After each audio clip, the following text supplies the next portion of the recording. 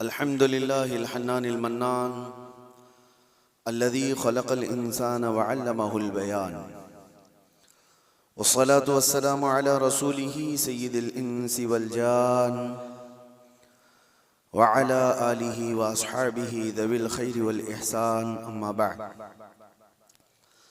फ़अऊज़ु बिल्लाहि मिनश शैतानिर रजीम बिस्मिल्लाहिर रहमानिर रहीम इन्नल्लाह मअल्लज़ीना तक़ौ वल्लज़ीना हुम मुहसिनून सदक़ल्लाहु मौलाना अज़ीम। बारगाह रिसालत मुआब सल्लल्लाहु अलैहि वसल्लम में दुरूद पाक का हदिया पेश करें। अल्लाहुम्मा सल्लि अला सय्यिदिना व मौलाना मुहम्मदिन मअदनिल जूदि वल करम व आलिहि व अस्हाबिहिल किराम व इब्निहिल करीम व बारिक व सल्लिम सलातन दाइमतन सरमदन अबदा। अज़ीज़ान गिराम वक़ार, माह रबीउल आखिर में तकरीबन सुन्नियों के यहाँ खुशगवार मौसम इस माने में आता है कि इसको हमारे दरमियान गौसे पाक का महीना 11वीं के महीने के नाम से याद किया जाता है। मैं सब की बात नहीं कर रहा हूँ, सुन्नियों की बात कर रहा हूँ। और सरकार सैयदना अब्दुल कादिर जिलानी गौसुल आज़म बगदादी रज़ी अल्लाह तआला अन्हु के याद में तकरीबन पूरी दुनिया अपने अपने अंदाज से खिराज अकीदत पेश करती है, नियाज, ईसाले सवाब, बहुत सारी बातें। आज मैं एक बात अर्ज करना चाहता हूँ कि अल्लाह का वली कौन है। हम तो उन्हें सुल्तानुल औलिया कहते हैं। सुल्तानुल औलिया है क्योंकि अल्लाह तबारक व तआला के मुक़द्दस बंदों में कुछ वो हैं जिनको अल्लाह ताला ने अपनी महबूबियत के लिए चुन लिया है। अंबिया इकराम अलैहिमुस्सलाम का सिलसिला जब ख़त्म हुआ, हुजूर पाक सल्लल्लाहु अलैहि वसल्लम आखिरी नबी हैं, उनके बाद क़यामत तक कोई दूसरा नबी नहीं आएगा। तो नबियों के बाद नबियों का जो काम किया जाना है, उस काम को लेकर आगे बढ़ाने वाले उम्मत के वो सालिहीन को औलिया इकराम कहा जाता है। और वली होता कौन है? वली का कोई ख़ास चेहरा, ख़ास लिबास या कोई ऐसी चीज़ नहीं बताई गई, लेकिन कुरान ने कहा इन औलियाउहु इल्लल मुत्तक़ून, अल्लाह के वली सिर्फ वो होते हैं जो मुत्तकी होते हैं। और मुत्तकी कौन होता है? मुत्तकी किसको कहते हैं? तक़वा वाला। ये अरबी का लफ्ज़ है। मुत्तकी किसको कहते हैं? उसकी बहुत सारी डेफिनेशन है। एक चीज़ मैं बताऊं, हुजूर पाक सल्लल्लाहु अलैहि वसल्लम ने फरमाया कुछ चीज़ें हलाल हैं, कुछ चीज़ें हराम हैं। हलाल भी सबको पता है ये हलाल है, हराम भी सबको पता है ये हराम है, जो वाज़ेह है, जिसमें कोई शक नहीं। लेकिन हलाल और हराम के बीच में कुछ चीज़ें ऐसी हैं जिनके बारे में शक होता है कि हलाल है कि नहीं है, हराम है या नहीं। तो फरमाया गया ऐसी शक वाली चीज़ों को छोड़ देने का नाम तक़वा है। हराम चीज़ें छोड़ने का नाम नहीं। हराम चीज़ें छोड़ना तो मुसलमान के लिए ज़रूरी है। शराब नहीं पीता, चोरी नहीं करता, ज़िना नहीं करता, ये सारी चीज़ें नहीं करता, ये तो मुसलमान के लिए ज़रूरी हैं। लेकिन चंद वो चीज़ें हैं जो हराम और हलाल के बीच में मशकूक हैं, उन चीज़ों को भी छोड़ देने का नाम तक़वा है। और तक़वा दिल से होता है। तक़वा दिल से होता है। इस तौर पर समझ लें कि हमेशा उसके सीने में अल्लाह का खौफ हो, हर घड़ी अल्लाह तबारक व तआला की खशियत हो, उसको तक़वा कहा जाता है। तक़वा और तक़वे के बगैर कोई वली नहीं होता। तक़वा सबसे बड़ी चीज़ ये है कि तक़वा कराता क्या है? ठंडियों में बिस्तर छोड़कर खड़ा हो जाता है बंदा अल्लाह की इबादत के लिए, तक़वा है। रात के वक्त वो जब लोग सो रहे हों, ये रब ताला के हुजूर खड़ा हो जाता है, ये अल्लाह का खौफ उसको बिस्तरों से उठा देता है, ये तक़वा है। अल्लाह का खौफ उसे ऐसी जगहों की तरफ देखने भी नहीं देता जिसको दुनिया आमतौर पर देखती है। ये तकवा है, अल्लाह का खौफ उसके सीने में, उसकी आंखें महफूज हैं, उसकी जुबान महफूज है, उसका दिल महफूज है, उसके हाथ पैर महफूज हैं गुनाहों से। ये तकवा है।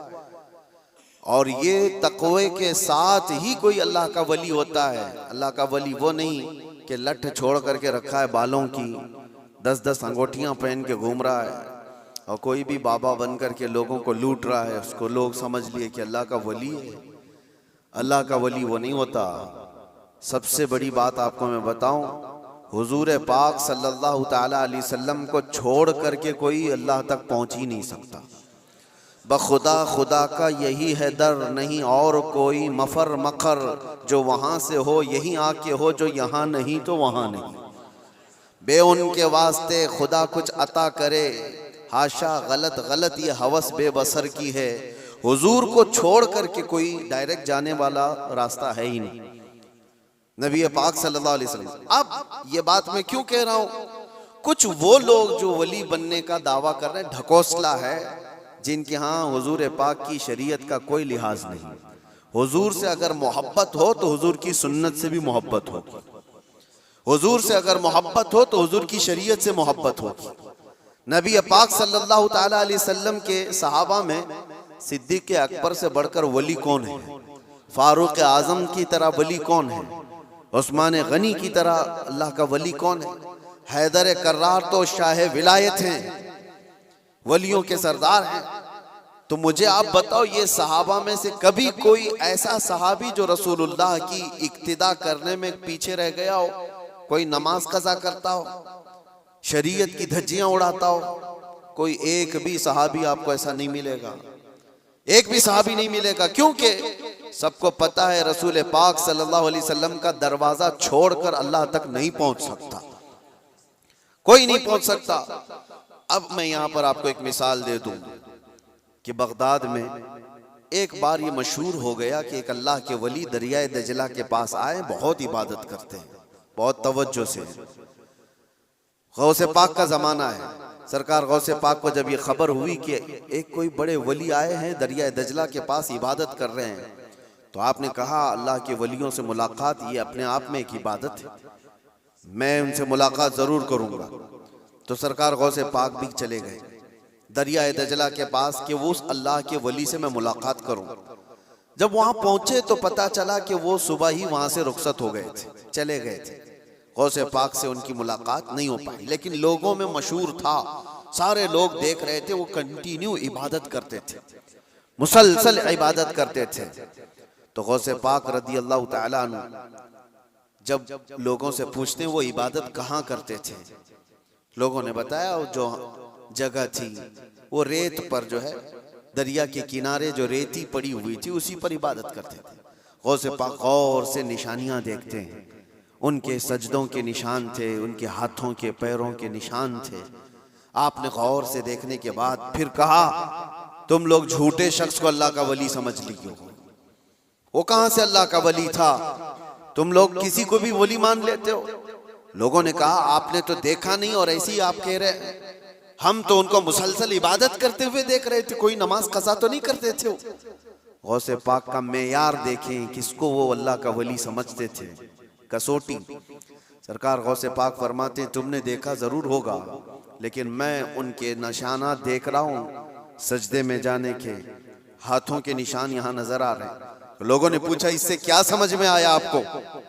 कहा देखो 10 उंगलियां रेत पर ऐसी खुली हुई पड़ी दिख रही हैं, और मेरा मानना यह है कि जब नबी पाक सल्लल्लाहु ताला अलैहि वसल्लम सजदा करते थे तो 10 उंगलियां मिली हुई होती थी। सजदे में हुजूर पाक सल्लल्लाहु अलैहि वसल्लम की उंगलियां मिली हुई होती थी, और ये शख्स जिसको तुम इबादत करता हुआ देख रहे हो उसकी उंगलियां पूरी फैली हुई हैं। जो हुजूर की सुन्नत पर अमल नहीं करता मेरे नजदीक वो वली हो नहीं सकता, वो वली नहीं हो सकता। एक सुन्नत को तर्क करने पर गौसे पाक फरमाते हैं कि मैं उसको नहीं मानता वली। अब आप अंदाजा करें, लोगों ने तो पता नहीं किसको किसको वली बना लिया है, कैसे कैसे बाबाओं के पीछे ये घूम रहे हैं। वो ऐसे बाबा जिनके नमाज का कोई ठिकाना नहीं, दिन भर कव्वाली में बैठे रहते, नमाज के बारे में पूछो तो कहेंगे मक्का में पढ़ते हैं, मदीने में पढ़ते हैं। कुछ वो भी हैं जो दिल की नमाजों की बात करते हैं। ये सब शैतान है। शैतान इस तरह के चेहरे बना करके उम्मत को गुमराह करता है। हमारे इलाके में एक मुरीद साहब आए हुए थे काफी साल पहले, किसी पीर साहब के। उन्होंने कहा था कि हमारे पीर साहब की नमाज अल्लाह ने माफ कर दिया है। मैंने पूछा था कि क्यों? कहा इतना तकवा हो गया, इतनी इबादत किए हैं कि उनको अब ये जाहिरी नमाज की जरूरत नहीं है, वो बातिनी नमाज पढ़ते हैं। मैंने उनको एक स्प्रे मारा था, वो अभी तक आए नहीं वापस। कहा शरीयत में 4 लोगों पर नमाज माफ है, 4 लोगों पर नमाज माफ है। नाबालिग बच्चा हो तो नमाज माफ है, अभी मतलब उस पर नमाज फर्ज ही नहीं हुई। दूसरे पागल हो, दिमागी नहीं है, तो भी नमाज माफ है। और तीसरे औरत की जो माहवारी आती हर महीने, हैज के दिनों में औरत को नमाज माफ है। चौथे बच्चे की विलादत हो जाए औरत, उसके बाद उसको निफास जो आता है वो 40 दिन तक भी हो सकता है मैक्सिमम, उतने दिन औरत को नमाज माफ है। ये 4 लोग हैं जिनको नमाज माफ है। मैंने मुरीद साहब से कहा था पीर साहब को पूछ लेना इन 4 में आप क्या हो। या तो तुम्हारा पीर नाबालिग होगा इसलिए नमाज माफ हो गई, या तो पागल होगा इसलिए माफ है, या तो फिर वो 2 कैटेगरी जो बड़ी डेंजर है। पूछ लेना मेरे अजीजों, गौसे पाक पर नमाज माफ नहीं हुई तो ऐरे गैरे नत्थु खेरे की बात क्या है। सुल्तानुल औलिया गौसे पाक रदी अल्लाह ताला अन्हु के साथ ये हुआ था। आप नमाज पढ़ रहे थे, बादल का टुकड़ा एक साया बन करके आपके ऊपर तारी हुआ और उससे आवाज आने लगी, ए अब्दुल कादिर, मैंने तुझ पर सारे हराम को हलाल कर दिया है, मैंने तुझे नमाज माफ कर दी है, तूने इतनी इबादत कर डाली। और जाहिर सी बात है ये 4 दिन लोगों में बैठ करके इबादत करके ये समझ लें कि मैं बहुत किया हूँ। गौसे पाक तो वो हैं जिन्होंने 15 साल तक एक पांव पर खड़े होकर रात भर नमाज पढ़ी है, और तकरीबन 40 साल उनकी इबादत के ऐसे गुजरे हैं कि एक अंगूर के दाने से सहरी करते थे और आधे गिलास पानी से इफ्तारी कर लिया करते थे। ये गौसे पाक की इबादत और मुजाहिदात इतने सालों के बाद अगर कोई कहे उनको तो बात तो ऐसी लगती है ना कि शायद दिमाग में ये बात आ जाए, हाँ इतने सालों की इबादत हुई, बादल के टुकड़े से आवाज आए कि अब्दुल कादिर मैंने सारे हराम हलाल कर दिए तुम पर और नमाजें माफ कर दी। लेकिन वो ऐसे वैसे लोगों की सोहबत पाए हुए और मौसमी तरीकों के वली नहीं थे। गौसे पाक रदी अल्लाह ताला अन्हु शान महबूबियत पर फाइज थे। आपने बरजस्ता कहा यह आवाज रहमान की नहीं है, ये शैतान की है। जब नबी पाक सल्लल्लाहु अलैहि वसल्लम पर नमाज माफ नहीं हुई तो मैं कौन होता हूं? अल्लाह के रसूल सल्लल्लाहु अलैहि वसल्लम जो साहबे शरीयत हैं, हुजूर ने नमाज नहीं छोड़ी और वो भी आखिरी वक्त तक। जानते हो रिवायात में मौजूद है उस वक्त रसूलुल्लाह सल्लल्लाहु अलैहि वसल्लम हुजरे से बाहर आ रहे थे जब आपकी वफात को चंद ही दिन बाकी थे। हुजूर की वफात को, हुजूर के इंतकाल को चंद दिन बाकी थे। हजरत अबू बकर सिद्दीक इमामत कर रहे थे, लेकिन उसके बावजूद रसूल पाक सल्लल्लाहु अलैहि वसल्लम सख्त अलालत के बाद हुजरे से बाहर तशरीफ लाए थे। इस हालत में कि रिवायात में मौजूद है हुजूर 2 सहाबा के कंधों पर हाथ रख करके बाहर आ रहे थे, पैर जमीन पर नहीं लग रहे थे। इस कदर शिद्दत की तकलीफ के साथ भी नबी पाक सल्लल्लाहु अलैहि वसल्लम मस्जिद में तशरीफ ला रहे हैं और यहाँ मुर्ग मुसल्लम तोड़ते हुए बैठे हुए वो पीर कहते हैं कि हमारे लिए नमाज माफ है। गौसे पाक ने जब ये कहा कि ये रहमान की आवाज नहीं, ये शैतान है, मेरे लिए नमाज माफ नहीं हो सकती, तो गौसे पाक रज़ियल्लाहु ताला अन्हु पर उसने गुरूर और तकब्बुर में लाने के लिए एक दूसरा हमला किया था और कहा अब्दुल कादिर तुम बहुत पढ़े लिखे हो, बहुत इल्म है तुम्हारे पास, तुम पढ़े लिखे ना होते, इल्म ना होता तो आज मेरे गुमराही में आ जाते। शैतान अपनी असली हालत पर आ गया। कहा ठीक है तुमने मुझे पहचान लिया लेकिन तुम बहुत पढ़े लिखे हो, तुम्हारा इल्म इतना है कि तुम बच गए। गौसे पाक ने कहा तू दूसरा हमला कर रहा है मुझ पर, मेरे इल्म ने नहीं बचाया, मुझे रब के फजल ने बचाया। यहां पर भी आदमी बहक सकता है अगर हाँ कह दिया कि हाँ मैं तो पढ़ा लिखा हूं, मैं बहुत इल्म वाला हूं, इसीलिए बहुत सारे इल्म वाले भी भस्म हो गए, इल्म वाले भी बहक गए। इल्म के साथ रब का फजल है तो फिर वो बच जाता है। मेरे अजीजों, अर्ज ये करना है कि हुजूर पाक सल्लल्लाहु अलैहि वसल्लम की शरीयत को छोड़ करके कोई वली नहीं हो सकता। गौसे पाक रज़ियल्लाहु ताला अन्हु की 11वीं करने वाले, नियाज करने वाले, सबसे मेरा एक ही कहना है और सबके लिए एक मैसेज है कि तुम्हारी 11वीं, तुम्हारे खिचड़े, तुम्हारे नियाज ये फर्ज नहीं, ना ही वाजिब हैं, मुस्तहब के दर्जे में आ सकते हैं, लेकिन फजर की नमाज से लेकर इशा की नमाज तक फर्ज ये तुम्हारे ऊपर ऐसा ज़रूरी है कि इस चीज़ के लिए कोई माफ़ी नहीं है। एक साल तुमने देग नहीं बनाई, नियाज नहीं की, तो क़यामत के दिन नहीं पूछा जाएगा कि तुम गौसे पाक की फातिहा करते थे कि नहीं करते थे। ये सवाल नहीं होगा, लेकिन ये सवाल ज़रूर होगा कि फजर में उठे क्यों नहीं थे। ये सवाल ज़रूर होगा इतनी नमाजें क़ज़ा क्यों हुई तुमसे। मेरे अजीजों, नवाफिल और मुस्तहब्बात में पड़ी हुई ये उम्मत, मैं मना नहीं करता, आप शौक से, हम भी करते गौसे पाक रज़ियल्लाहु ताला अन्हु के दरबार में इसाले सवाब के लिए, मरहुमीन के लिए हम नियाज, फातिहा, सारी चीज़ें करते हैं, लेकिन इसका मतलब ये नहीं है कि कुल वही है और अल्लाह तबारक व तआला की ये इबादतें कुछ माना नहीं रखती। नमाज नहीं है, कुरान नहीं है। अजीज़ान गिरामी, मैं उन लोगों से पूछता हूँ जो 2-2, 3-3 घंटे कव्वालियों पर रक्स करते हैं, कुरान की एक सूरे भी तो सुन के दिखाओ। वो रब का कलाम है, अल्लाह का कलाम है। किसी कारी कुरान से तुम किरत सुन करके झूमो, फिर पता चले कि ईमान तुम्हारे दिल में कितना है। ढोल बाजों पर रक्स करने वाली कौम, ईमान से अगर ताल्लुक है तो इन खुराफात में नहीं जा सकता कभी। ईमान मजबूत करो, औलिया कामिलीन की जमात से वाबस्ता रहना ये ज़रूरी है, लेकिन उसका मतलब सिर्फ ये नहीं जो बनाया गया है। हम सुन्नियों पर एक बड़ा इल्ज़ाम ये लगाया जाता है कि ये सिर्फ चादर, गागर, जुलूस, फातिहा, नियाज, 11वीं वाले लोग हैं।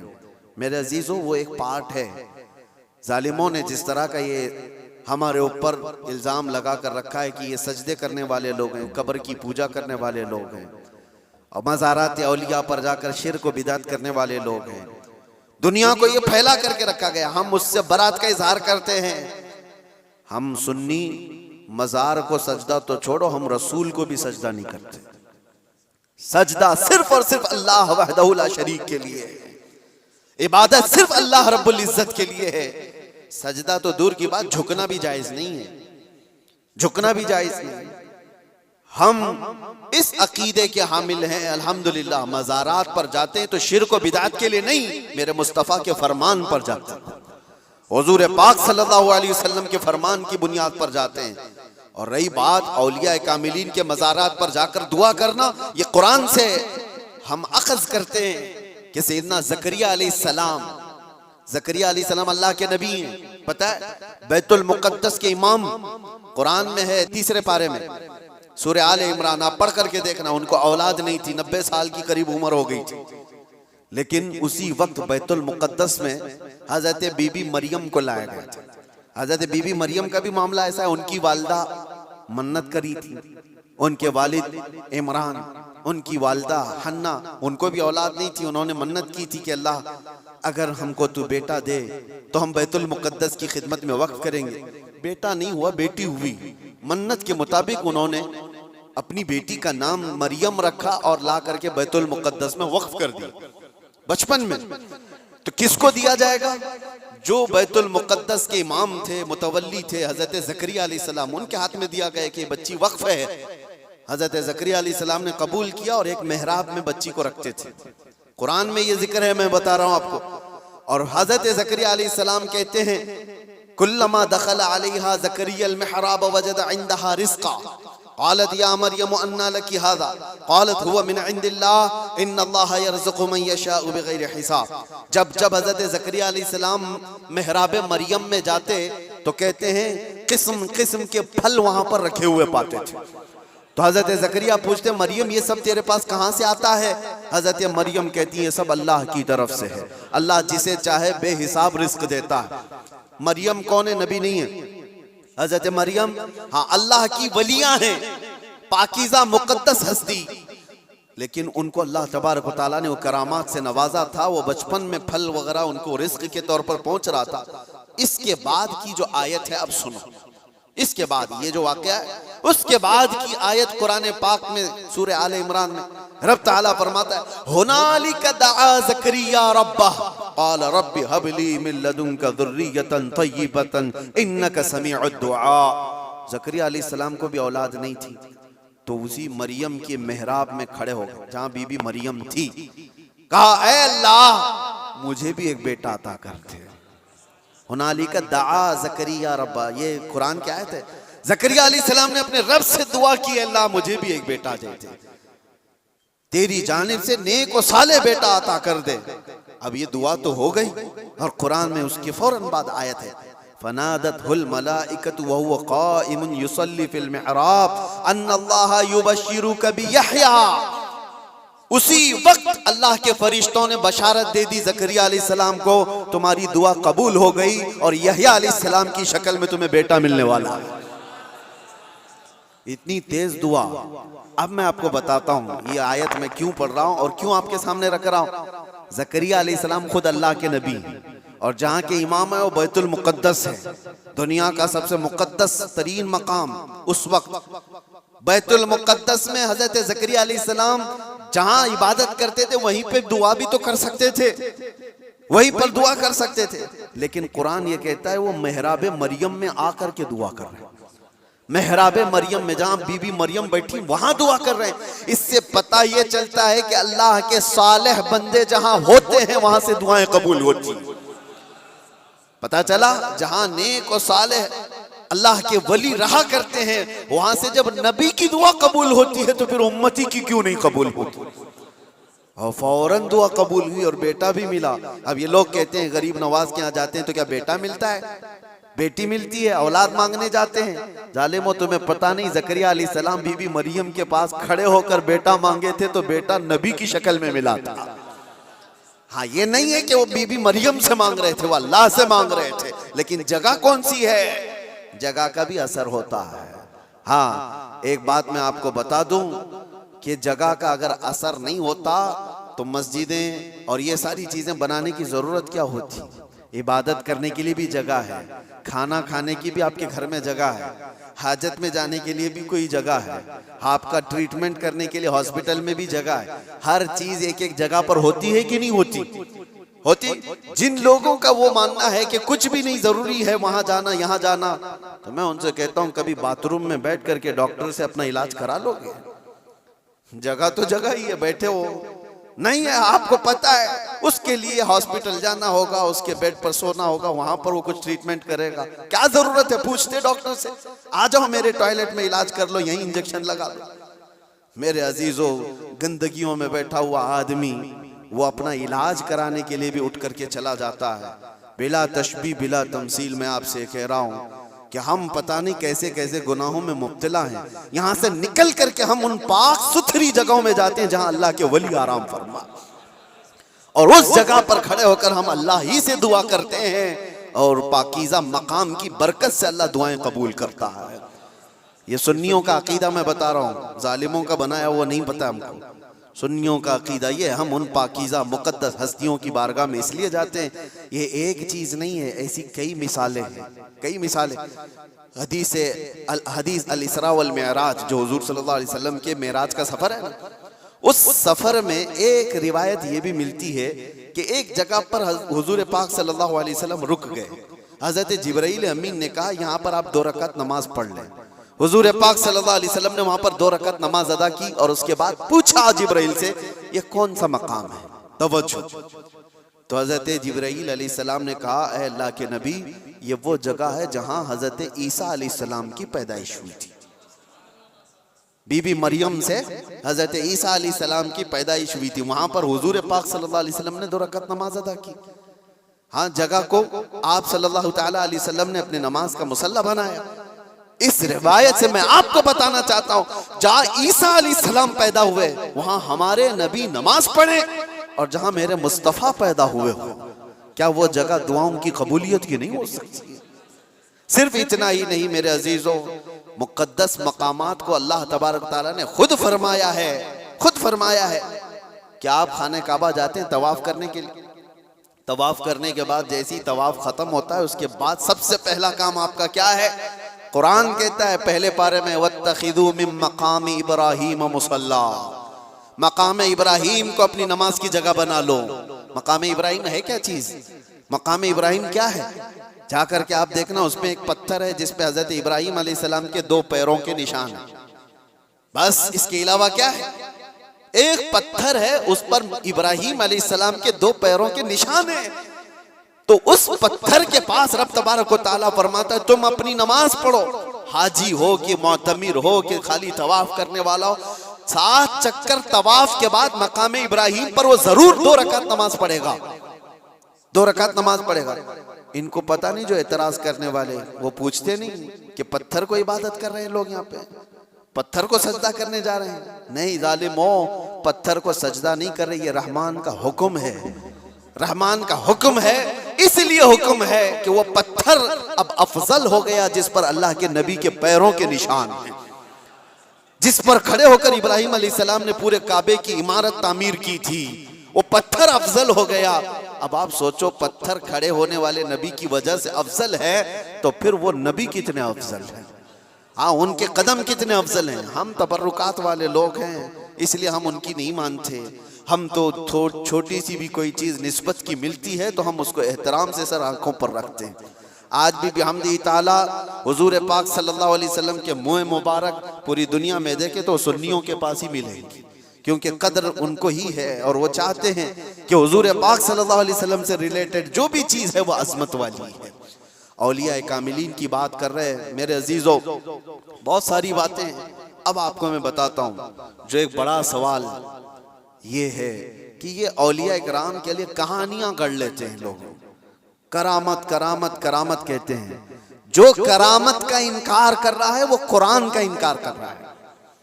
हाँ, हर वली की करामत तो कुरान से मैं नहीं बता रहा, लेकिन अल्लाह तबारक व तआला ने जो फरमाया वो आपको बता रहा।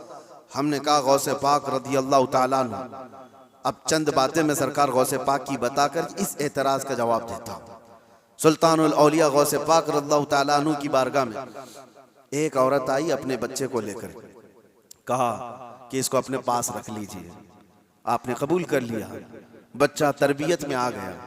गौसे पाक की बारगाह में रहना पलना किसके नसीब में हो।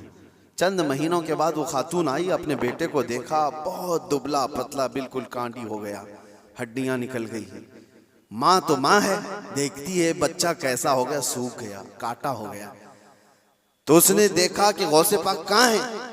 जा करके देखती है अंदर तो गौसे पाक के दस्तरखान पर अच्छी अच्छी ग़िज़ाएं थी, कुछ मुर्ग गोश्त वगैरह रखे हुए थे, और ये बूढ़ी औरत का बेटा सूखी रोटी पानी में भिगो कर खा रहा है, कोने में बैठा हुआ। अब एक माँ को लगे ही बात, खुद इतना अच्छा खाना खा रहा है, मेरे बेटे को परवरिश में रखे, कैसा खाना खिला रहे इसको। उस औरत ने कहा ये कैसी तरबियत है सैयदना अब्दुल कादिर, ये क्या है, मेरा बच्चा तो ऐसा है। आपने जवाब कुछ नहीं दिया। थोड़ी देर के बाद खाना खत्म होने के बाद उन हड्डियों को ऐसे जमा किया और कहा कुम बिइज़्निल्लाह, अल्लाह के हुक्म से उड़ जाओ। एक मुर्गी फड़फड़ाती हुई खड़ी होगी। हाँ, आपने कहा कि जब तेरा बच्चा इस काबिल हो जाए तो वो भी रोज मुर्गी खाए। उसकी तरबियत चल रही है, उसकी तरबियत चल रही है। जब बंदा अपने नफ्स को मार लेता है तो अल्लाह सारी ताकतें उसको अता करता है।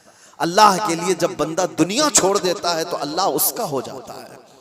तो गौसे पाक की ये बात बताने पर एक साहब मुझसे कह रहे थे, कहाँ से आप ये सारी चीजें लेकर के आ गए कि एक बंदा भी किसी चीज को जिंदा कर रहा है।